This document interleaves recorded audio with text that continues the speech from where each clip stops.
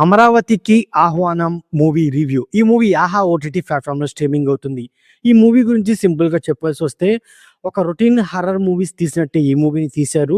పోనీ స్టోరీ ఏమైనా కొత్తగా ఉందంటే, స్టోరీ గూడా ఒక రొటీన్ స్టోరీగానే ఉంది. ఓకే. అండ్ అలాగే ఈ మూవీలో హారర్ అవనండి, కామెడీ అవనండి, అవి గూడా అంతగా వర్కౌట్ అవ్వలేదు.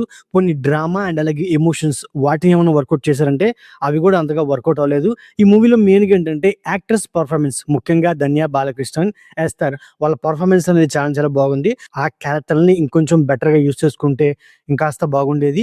ఎస్తర్ క్యారెక్టర్‌లో ఉన్న ఎమోషన్‌ని ఇంకొంచెం బెటర్‌గా ప్రెజెంట్ చేసుంటే ఈ మూవీ అనేది వేరే లెవెల్‌లో ఉండేదనమాట.